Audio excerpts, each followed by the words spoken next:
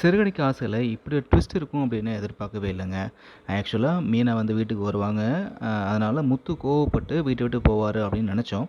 ஆனா மீனா வந்து நான் பண்ணது தப்பு தான் அப்படின்றத அக்செப்ட் பண்ணிட்டு, நானே வீட்ட விட்டு போறேன் அப்படின்னு சொல்லிட்டு போயிட்டாங்க. அங்கேருந்து நேரா அவங்க வீட்டுக்கு போன மீனா, அவங்க அம்மாகிட்ட எல்லாத்தையும் சொல்லி, இப்போதைக்கு நான் சொல்றத புரிஞ்சுக்கிற நிலைமையில அவர் இல்ல. அவரால நான் இல்லாம கண்டிப்பா இருக்க முடியாது. கண்டிப்பா என்ன தேடி வருவாரு. ஸோ நீங்க எதுவும் கவலைப்படாதன்ற மாரி, இப்போ அவங்க அம்மாவ சமாதானம் பண்றாங்க.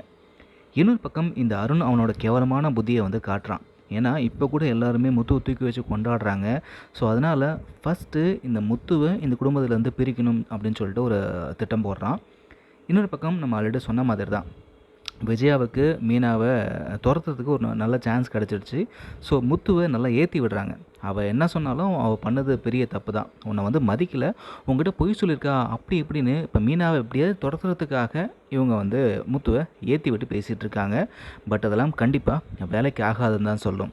இதில் பெஸ்ட்டு பார்ட் என்ன அப்படின்னா, ரோகிணியை விஜயா வச்சு செய்கிறது தாங்க.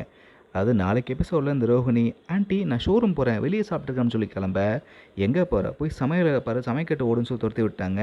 ரோகிணி பாவம் செம்மையாக அசிங்கப்பட போகுது.